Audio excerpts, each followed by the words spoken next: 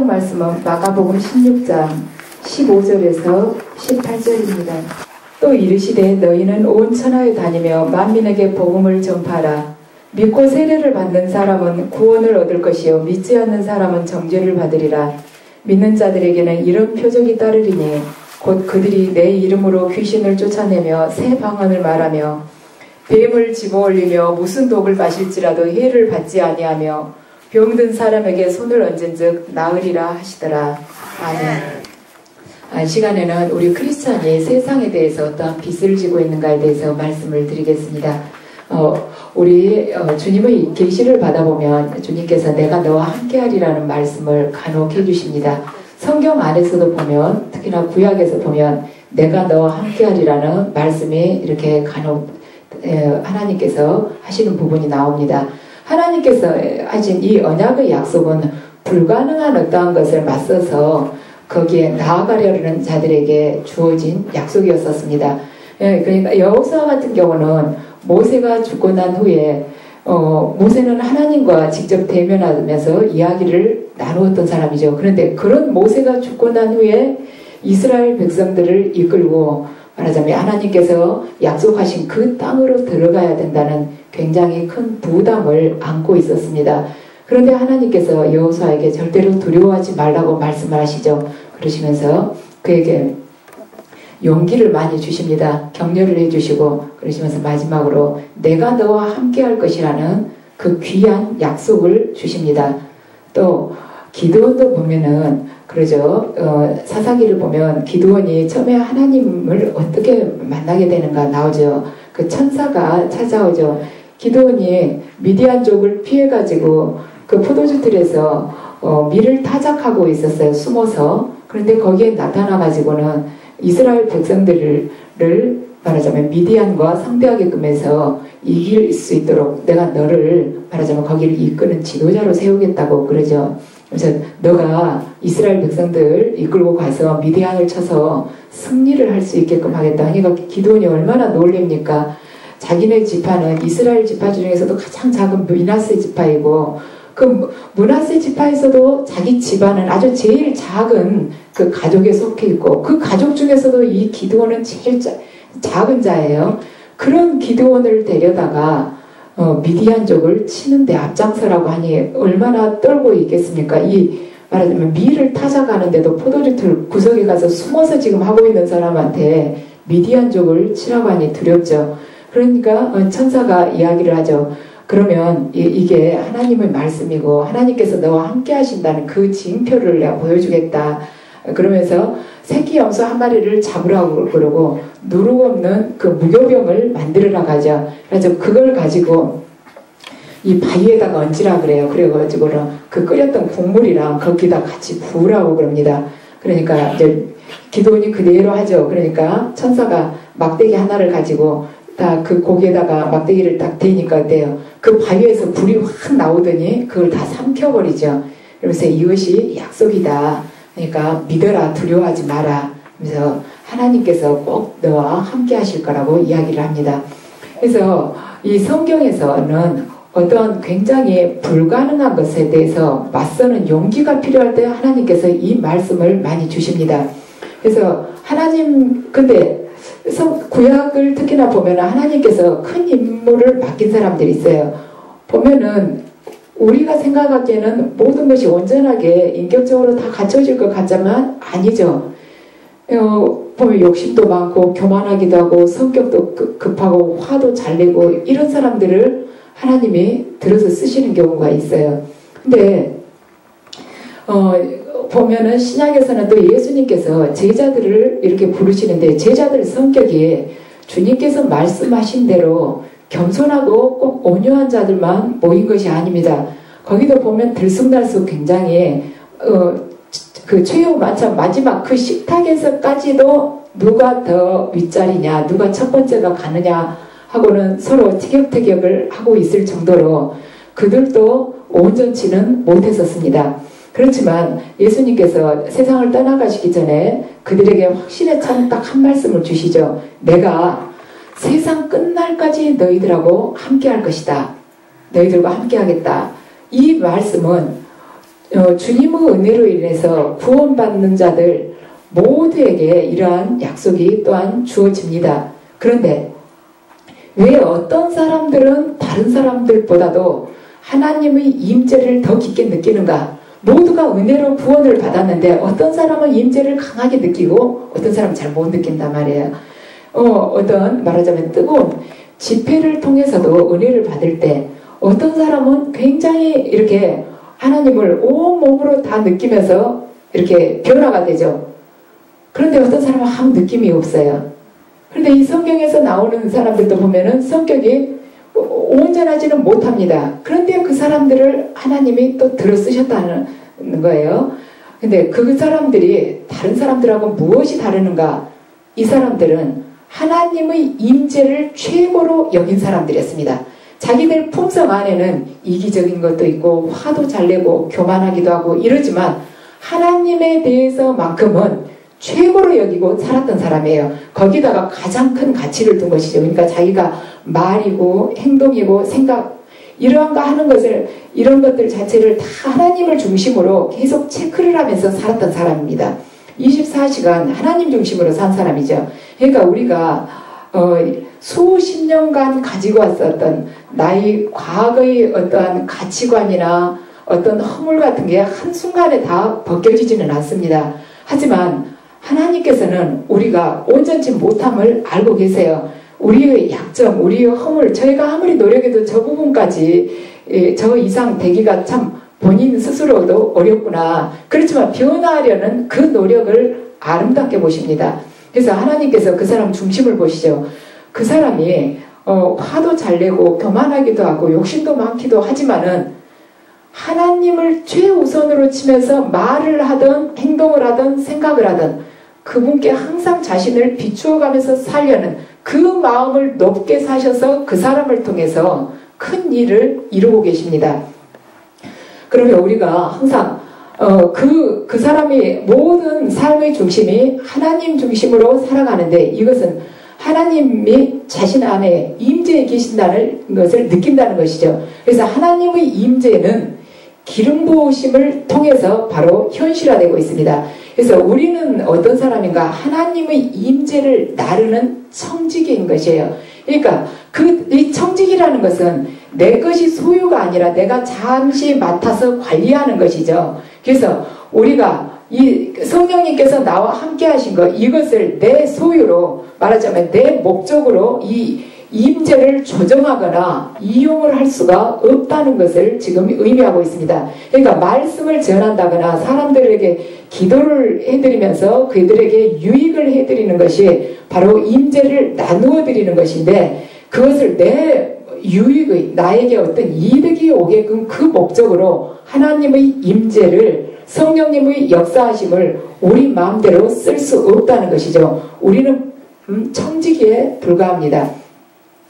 그렇지만 우리가 여기서 이제 훈련 받으면서 누구는 조금 능력이 더 나온 것 같고 나는 좀 덜 나온 것 같은 거예요. 그랬을 때 저분은 나보다 더 늦게 오셨는데 능력을 더 받은 것 같을 때 사역할 마음이 떨어질 때도 있죠.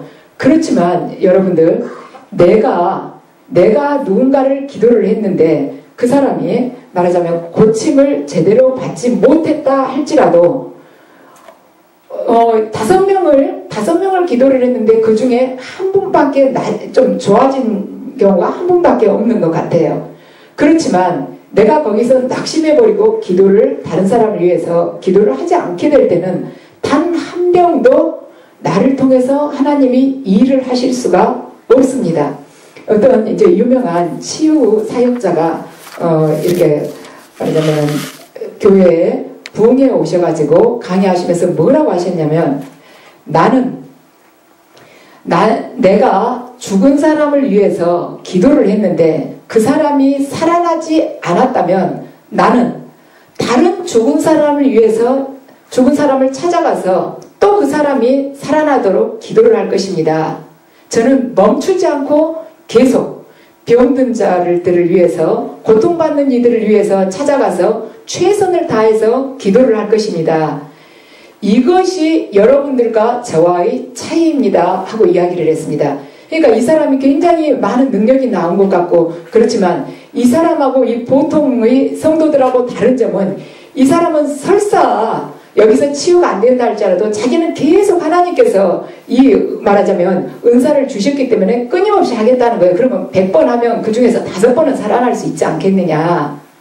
그러므로 해서 하나님께서 나를 도구로 쓰시고자 하는 그분의 뜻을 이루어드리는 것이 자기 삶의 목표라고 이야기를 했습니다. 그래서 우리는 세상을 향해서는 세상 사람들에게 하나님과 만나게끔 해야 되는 그 빚을 졌고, 또한 성령 충만한 삶을 우리가 살아감으로 해서 살아계신 하나님을 그들에게 보여야 할 그 빚을 지면서 살아가고 있습니다. 그래서 우리 안에 성령 충만하심이 없다면 하나님 앞에서 우리를 통해서 그분께서 원하시는 그 일에 역사하시게끔 할 수 있는 그 일에 우리가 순복하는 그 그릇이 되지는 못할 것입니다. 그래서 구원은 즉각적인 목표이지만 구원은 이례적으로 될 수 있어요. 영으로 거듭나면서 구원은 그렇게 즉각적인 목표이지만 궁극적인 목표는 뭐냐면 모든 믿는 자들이 성령 충만함의 구원의 목표가 있습니다. 구약을 보면 야곱이 꿈을 꾸죠. 아주 야곱이 들판에서 잠을 자다가 꿈으로 계시를 받습니다. 그래서 꿈에 보니까 하늘이 열려 있고 사다리가 그냥 쭉 이렇게 드리워져 있죠. 그리고는 천사들이 그 사다리를 타고 오르락 내리락 하고 있는 것을 야곱이 봅니다. 그래서 그가 두려워서 이야기를 하죠. 창세기 28장 16절이죠. 여호와께서 과연 여기 계시거늘 내가 알지 못하였도다. 그래서 하나님께서 임재에 계시지만은 그 임재를 깨닫지 못하는 사람들이 굉장히 많습니다. 여기 또한 마찬가지입니다. 영성호 또한 여호와께서 여기 계시거늘 내가 알지 못하였도다 하는 분들이 간혹 계세요. 전혀 열리지 않고 은혜 받을 만한 이런 마음의 준비가 안 되어 있을 경우에는 모든 사람들이 말하자면 그 뜨거운 불에 의해서 몸부림칠 때 본인은 그냥 막막하게 있는 것이죠. 그러니까 쏟아져 있는 그 은혜 속에서 어떤 사람은 회심을 할 수도 있고 치유가 일어날 수도 있고 귀신 들린 사람은 그 귀신의 말하자면 그 억압으로부터 자유로워지는 사람도 있고 또한 깨진 가정이 회복되는 사람도 있고 이렇게 모든 역사들이 놀라운 역사들이 일어난다 하지만 이런 변화를 전혀 경험하지 못하고 집회가 끝나기도 전에 중간에 나가시는 분들도 간혹 있습니다. 그래서 어떤 사람은 하나님의 임재를 깨닫고 완전히 변화되기도 하지만 어떤 사람은 자신에게 지금 무슨 일이 일어났을 수 있는지조차도 그것마저도 감지를 못하는 사람이 있습니다. 야곱의 꿈을 통해서 하나님의 집에 대한 그러한 언급이 최초로 나오고 있습니다. 근데 이 집에는 하나님의 임재가 있고 하늘로 들어가는 문이 있고 사다리가 있고 지금 천사가 등장을 하고 있습니다. 이것은 예수님에 대한 말하자면 구체적인 계시인데요. 이것을 이제 예수님과 우리와 하나님과의 관계로만 봤을 때 어떤 분들은 이렇게 해석을 하기도 합니다. 야곱이 이 꿈에 나온 이 사다리는 예수님의 역할이다. 우리 인간과 하나님과의 사이에 말하자면 죄로 죽을 수밖에 없는 인간과 하나님의 사이에 거기에서 교통하는 그 역할, 중재자의 역할을 하는 분이 예수님이셨는데 이 사다리가 바로 예수님을 상징적으로 표현하고 있다 하고 해석을 하시는 분도 있습니다. 그런데 성경 말씀으로 보자면 예수님께서는 이 땅에 있는 하나님의 집에 대한 야곱의 계시를 확인을 시켜주십니다. 자, 요한복음 1장 14절을 보면 말씀이 육신이 되어 우리 가운데 거하심에, 거한다는 말은 장막으로 오신다는 뜻입니다. 장막이라는 것은 하나님이 계시는 집이죠. 그래서 그 예수님 자체가 하나님이 계시는 집이었다는 거예요. 성전이었다는 것이죠. 그렇게 해서 오셨다는 것을 지금 뜻하고 있습니다. 그런데 요한복음 1장 후반부를 보면은 너희들은 예수님께서 예수님 말씀이죠. 하나님의 사자들이 인자 위에 오르락내리락 하는 것을 보게 될 것이라고 예수님께서 말씀하십니다. 그러니까 창세기 28장 하나님의 집에 대한 계시가 구체적으로 지금 예수님을 통해서 나타나고 있습니다. 그래서 예수님께서는 이 세상의 빛으로 오셨고 또한 우리들도 세상의 빛으로 살으라고 선포를 하십니다. 그분께서 우리에게 그 바톤을 넘겨주셨습니다. 그래서 예수님께서는 또한 기적을 행하시는 분으로 오셨는데 예수님께서 그러시죠. 우리가 예수님보다 더 큰 일을 하게 될 것이라고 말씀을 하십니다. 요한복음 14장 17절을 보면 지금은 성령께서 너희와 함께 계시지만 장차 너희 안에 계실 거다. 그 성령님이 너희들 안에 계실 것이라는 거예요. 그래서 이 말씀을 통해서 하나님과 올바른 관계, 그러니까 의로운 관계에 있는 사람에게 가능한 것이 뭔지를 지금 가르쳐 주시는 거예요. 성령께서 지금 너희와 함께, 내가 지금 너희들하고 함께 있지만은 장차 너희들 안에 성령님이 임하시게 될 것이다. 너희들이 하나님과 바른 관계만 맺어지면 너희들은 나보다도 더 큰 일을 하게 될 것이라는 지금 말씀입니다. 그래서 그걸 설명해 주시면서 당신의 백성들이 이 땅에서 말하자면 하나님의 장막이 된다고 말씀을 하십니다. 그래서 고린도전서 3장 16절을 보면 너희가 하나님의 성전인 것과 하나님의 성령이 너희 안에 계시는 것을 알지 못하느냐 이렇게 사도 바울이 말을 하고 있죠. 자, 그러면 이 원리로 지금까지 말씀드렸던 이 원리로 보자면 야곱은 꿈을 꾸면서 사다리가 하늘문이 열려있고 사다리를 타고 천사들이 오르락 내리락 하는 것을 보며 여기가 바로 하나님이 계신 곳이었는데 내가 몰랐구나. 그 다음 예수님께서는 말하자면 말씀이 육신이 되어 우리 안에 거하게 됐다. 예수님 자체가 성전이라는 거예요. 그 다음 예수님께서 지금 성령께서 내가 너희와 함께하고 있지만 너희 안에 앞으로 계실 것이다. 너희들이 바로 장막이 될 것이라는 거예요. 그래서 너희 안에 계시는 그 성령님께서 내가 한 것보다 더 큰 일을 너희들을 통해서도 앞으로 하실 것이다. 이러한 말씀입니다. 자, 하나님의 집에 대한 최초의 계시에서 무엇이 있었는가를 보면 지금 하나님의 임재가 있었고 사다리가 있고 하늘의 문이 있고 천사들이 있습니다. 이 계시는 주님의 계획을 수행하는 데 있어서 무엇이 필요한가를 지금 알려주고 있습니다. 우리는 그동안 천사의 도움이 별로 필요한 일이 없었습니다. 일반 교회에서는 대부분 사람의 힘으로 인간적인 힘으로 다 할 수 있는 일이 95% 이상이죠. 천사 불러올 일이 별로 없습니다. 부르기 전에 우리가 다 할 수 있죠. 우리 이성적으로 할 수 있는 일을 또 다 계획하는 것이고 인간이 다 하는 것입니다. 그러니까 천사들이 굉장히 심심하고 지루할 수밖에 없죠. 요즘에는 일선을 놓고 있어야죠. 그런데 천사들은 우리들이 초자연적인 일, 그러니까 기적적인 일, 이성적으로는 정말로 불가능한 일을 우리가 하기를 원하고 기도할 때 그때 파견이 되는 것입니다. 그래서 우리가 간절히 기도할 때 그러니까 기적적인 역사를 말하자면 구하면서 그거 기적을 찾아 애쓸 때 그들이 동원이 되는 거예요. 근데 우리가 기도해서 천사를 우리 마음대로 부릴 수는 없습니다. 우리 기도에 대한 응답으로 하나님께서 천사에게 명을 하시는 것이죠. 다니엘서를 보면 다니엘이 하나님께 응답을 구하기 위해서 21일간 기도를 했습니다.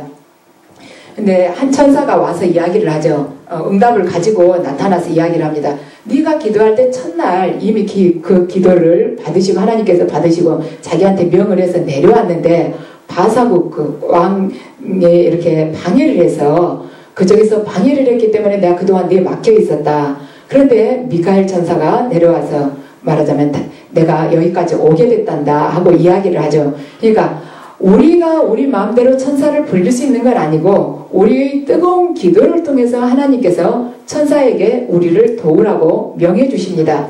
그래서 인간에게 있어서 정말로 불가능한 것, 초자연적인 역사를 원할 때 하나님께서는 친히 천사를 보내십니다. 그래서 인간의 가장 비참한 상황에 대한 해답은 바로 복음의 능력, 성령님의 그 능력 안에 있습니다. 존 윈버는 믿음은 모험이라고 했습니다. 우리들 생각해 보세요. 인간적으로 도저히 불가능한 걸 우리가 어떻게 아멘이라고 대답을 하겠습니까? 그런데 믿음이라는 것은 말하자면 불가능한 것에 대해서 의지하는 것입니다. 초지일관으로 기대는 것이에요. 믿음은 약속음이라고 말씀을 드렸습니다. 아브라함도 아들 갖게 될 것이다. 그 약속 받고 나서 25년 후에 이삭을 얻게 됐죠.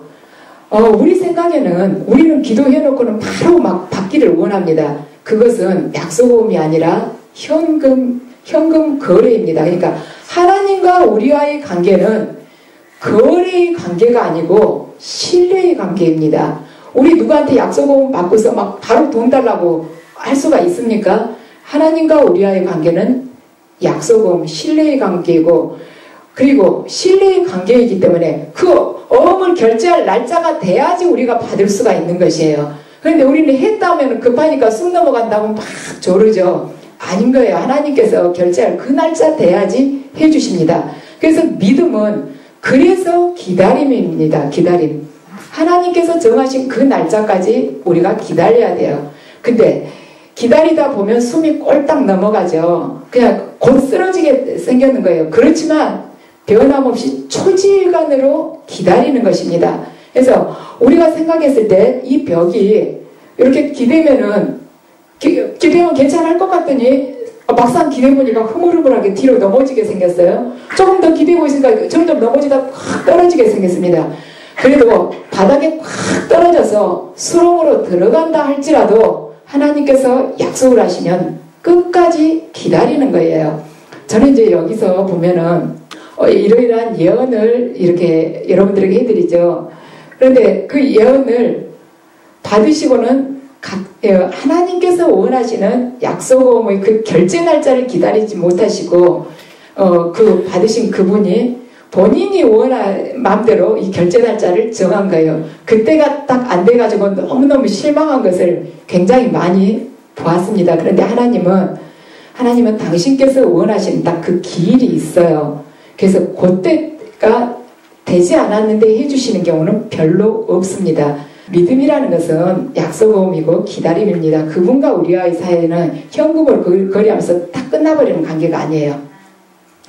보세요. 약속음이라는 것은 서로가 믿으니까 되는 것이죠. 현금은 어때요? 믿지 않아도 누가 우리 가게 물건을 사러 왔어요. 현금을 가지고. 그런데 우리가 돈 내면은 물건 팔죠. 그런데 돈 냈는데도 너 보니까 인간성이 별로야. 나 너한테는 돈 내도 못 팔아. 누가 이렇게 합니까? 근데 믿는 관계에서는 돈을 내지 않아도 믿고 줄 수가 있는 것이고 또 다음에 언젠가는 해주겠다고 또 약속을 할 수 있는 것입니다. 그래서 보세요. 아브라함에게 네가 많은 민족들이 조상이 된다 그랬어요. 믿음의 조상이. 그리고 네 말하자면 후손들이 어디에서 이렇게 종살이를 하다가 얼마 후에 이렇게 자유롭게 해방이 될 것이다. 그거 하는데 430년이 걸렸습니다. 그러니까 우리가 하나님께서 원하시는 대로 그대로 그 약속을 믿고 걸어갈 때 내가 바로 그것을 그 열매를 따서 먹지는 설사 못할지라도 우리 후손들이 계속해서 그 약속음의 결제를 받아가면서 복을 받은 자들로 살아갈 수가 있습니다. 그래서 우리가 지금 기도를 하면서 천사들이 하나님의 명예에 의해서 우리를 돕는다고 말씀을 드렸습니다. 그런데 그 천사를 명하는 권세는 하나님께 있는 것입니다. 그래서 우리는 기도를 함으로써 하나님께서 천사를 우리들을 위해서 파견해 주시도록 할 수가 있는 것이고 또한 우리가 하늘로 향하는 문을 또 우리 안에 가지고 있습니다. 우리가 성전이지 않습니까? 그러니까 우리들 자체가 열린 천국이에요. 그런데 그것을 우리가 깨닫지를 못하니까 그 천국 안에 있는 그 보화를 모두 꺼내 쓰지를 못하고 있습니다. 주님께서 그러셨습니다. 내가 너희들과 함께할 때 이기지 못할 악한 세력이 없다. 그러니까 우리들 모두가 지금 주님을 모시고 있는 성전이에요. 우리가 바로 하나님의 집입니다. 야곱은 꿈에서 그걸 봤고 예수님은 말씀이 육신이 되어서 이 땅에 오시는 분이고 그 예수님이 은혜로 성령으로 임하여서 우리가 바로 장막이 된 것입니다. 그러니까 내 안에 계신 하나님께 우리가 그분과 다른 관계만 맺어가지고 있으면 어떤 악한 세력도 몰아낼 수 있다는 뜻이죠. 그래서 하나님께서 너희들이 온전히 의지하는 자가 될 때 이렇게 될 수 있다. 자, 주님께서 이렇게 훈련을 시킬 때 저한테 맨 처음 그것부터 시키셨어요. 제 안에 있는 어둠의 세력을 주님의 은혜로 쫓아내는 거, 그러니까 병마 세력 같은 거 몰아내는 거, 그것을 제가 기도해서 이렇게 주님께 어떻게 은혜 청해서 한 것이 아니고 주님께서 일방적으로 그 영으로 역사에서 하셨습니다. 그때는 제가 기도해서 뭐 할 아무 능력도 없었습니다. 그러니까 하나님께서 그냥 이렇게 저한테는 어떤 영이 나가는가 환시를 이렇게 보여주시면서 해주셨죠. 그 다음에 계시가 열렸습니다. 예언은사를 받게 됐죠. 그 다음에 다른 분들한테 영적 공격받는 걸 이렇게 허락을 하시면서 영세계를 다양하게 깨닫게 하셨어요. 그러면서 이제 사역하면서 그 다음에 이제 제 것은 다 빼고 나서 저희 아이 안에 있는 악한 영이 저한테 들어오게끔 이렇게 하셔가지고 그 영이 이 몸을 어떻게 자꾸 얼마나 고통스럽게 하는가 그걸 깨닫게 하시고 그 다음에 이제 영안을 가리시면서 영감을 키워주시는 그 훈련을 시키셨습니다. 그러니까 환시가 잘 안 보이는 것이죠. 안 보인 대신에 다 집중을 했어야만 했습니다. 그래서 이제 그러면서 좀 더 계시가 약간 더 깊어지면서 세밀하게 된 것이죠. 그리고 상대방의 마음을 이렇게 말씀하신과 동시에 바로 그냥 알게끔 이미 기존에 알았던 것처럼 그냥 알아져요. 이야기하시면 지금 이러시죠. 이렇게 그냥 돼요. 그게 영감을 키우는 훈련을 받으면서 그게 커지게 됐습니다. 그 다음에 이제 치유 능력을 받아가면서 하나하나씩 이렇게 열어주시는데 요즘 주님께서 그러세요. 요 전까지는 이제 순종하고 내 자신을 죽이는데 그렇게 제가 치중을 많이 했습니다. 주님께서 이제 자꾸 부서지라고 네가 낮아져야만 되고 또한 네가 너 자아나 그런 말하자면 이전에 세상에 대해서 내려놓지 못했던 그런 집착 같은 거 다 내려놔야 된다. 그래서 그것을 이제 자꾸 깎아내는 훈련을 했는데 요즘에는 무엇을 원하시냐면 의지하는 것을 원하십니다. 그러니까 아무것도 너가 할 수가 없다. 온전히 하나님께 의지하는 것. 이게 훈련 중에서 상당히 마지막 단계에 거의 속한 것 같아요. 내 힘으로 뭘 하려고 하지 말라는 것입니다. 그러니까 그러니까 치유 기도를 할 때도 너는 할 수 없다. 만약 너가 손을 댄다 할지라도 이것이 주님의 손이라고 생각을 해라. 하고 주님께서 직접 지금 손을 대시고 하시고 주님께서 직접 지금 불을 뿜어주시고 그분의 얼굴에서 나타난 그 영광의 빛이 이 환자의 몸으로 들어가게 된다. 이렇게 생각하면서 계속해서 제 자신을 잊어버리고 온전히 주님의 임재만을 청하는 그 훈련을 지금 시키고 계십니다. 그래서 우리가 어떤 사역을 하든지 내가 성전이라면 이 안에 계신 내 안에 계신 그 왕이신 그분께 모든 주권을 그분께 내드릴 때 그분께서 초자연적인 역사, 그러니까 표적과 기사를 일으키실 수 있습니다. 그래서 하나님께서는 우리를 지금 있는 것보다 더 먼 곳으로 데려가기를 원하시고 우리는 표적을 따라갈 때만 그곳에 도달할 수가 있습니다. 그러니까 하나님께 받은 임무를 수행할 수 있도록 하나님께서는 표적을 통해서 그 길을 각자 개인들에게 알려주고 계십니다. 그래서 표지를 이용해서 어떤 도시나 식당이나 사무실을 찾아가는 것, 그 이정표 보면은 나오죠. 운전 이렇게 도로 가다가 그걸 이용해서 그걸 따라서 어떤 도시를 간다거나 내가 원하는 어떤 건물을 찾아간다거나 그런 것이 굉장히 우리 삶 속에서 자연스럽습니다. 마찬가지로 하나님 나라에서는 표적과 기사가 그만큼 자연스러운 부분입니다. 그 표적과 기사가 우리가 가는 곳으로 이끌어줍니다. 이것이 표적과 기사의 바로 목적입니다. 우리가 하나님을 많이 안다 하지만 우리는 만분의 1도 모릅니다. 저는 어떻게 보면 이 영적으로는 많이 열린 편에 속해요. 영안이 열리는 오감이 5가지라고 볼 수가 있죠. 영안이 열릴 수 있고 영귀가 열릴 수 있고 또 가슴이 영적으로 가슴이 열려서 이렇게 상대방 마음을 느낀다거나 어떤 생각을 하고 있는 걸 느낀다거나 영피부가 또 열릴 수 있고 영코가 열릴 수가 있습니다. 이렇게 5가지 채널을 통해서 우리가 영적인 것을 감지를 할 수가 있는데 저 같은 경우는 이 5가지가 다 열려 있습니다. 그래서 이제 다양하게 성령님의 역사를 느끼고 보고 듣고 이렇게 피부로도 또 느껴보고 그렇게 할 수가 있죠. 물론 성령님의 역사도 그렇게 느낄 수 있지만 악한 영의 역사도 그 채널을 통해서 약간 세미하게 더 느낄 수가 있습니다. 그리고 하늘이 비밀이며 이렇게 주님께서 열어서 보여주시지만 주님은 저한테 너는 1000분의 1도 모른다. 하늘의 비밀에 대해서 너 1000분의 1, 만분의 1도 모른다고 그러십니다. 그만큼 영의 세계는 무궁무진한 것이에요. 제가 지난주에 말씀을 드렸죠. 우리가 성경을 영이 열리지 않는 상태에서 지식적으로 성경 공부를 하고 깨닫고 이렇게 하는 것, 이것은 이 바다로 보자면 바다 위에 배가 떠다니고 뭐 이렇게 쓰레기도 떠다니고 유람선도 다니고 물고기도 그 위로 뛰어오르고 이런 걸 보는 그 정도다 하고, 그렇지만 바다 저 깊은 그 속에는 무궁무진한 보화들이 많지만 우리는 그걸 보지 못한다고 말씀을 드렸습니다. 근데 그 말씀을 제가 이제 드린 게 그 강의를 하고 있는데 이렇게 환시로 앞에가 딱 바다가 떴었어요. 주님이 환시로 보여주셨어요.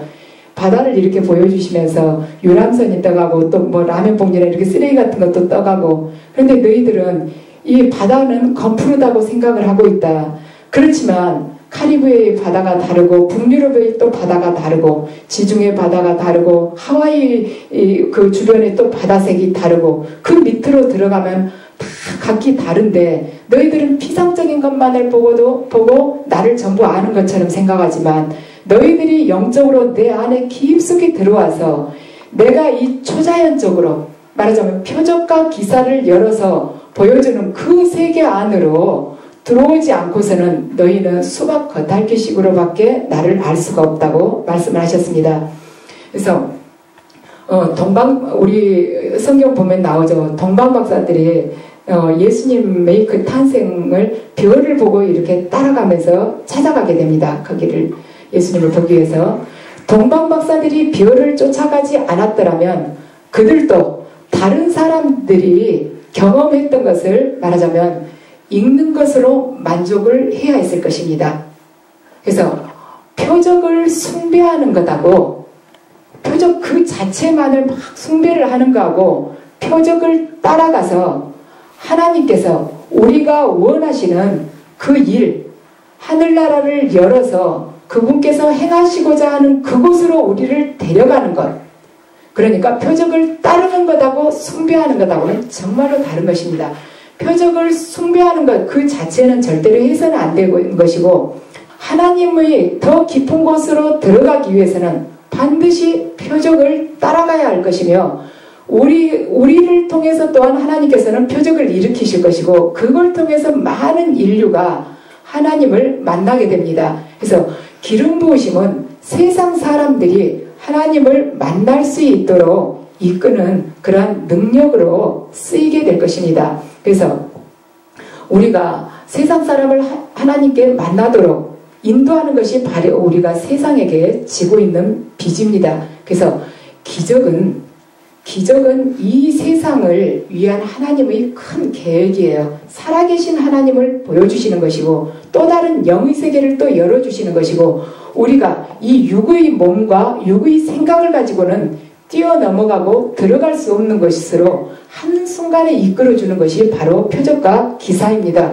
근데 그것이 바로 우리들 각자를 통해서 또한 교회를 통해서 이루어야 됩니다. 그래서 여러분들 모두가 지금 하나님의 성전이고 여러분 안에 지금 왕이신 그분이 임하고 계십니다. 그래서 그분이 그 주권, 통치가 이루어질 때 우리를 통해서 많은 표적과 기사가 일어나게 될 것입니다.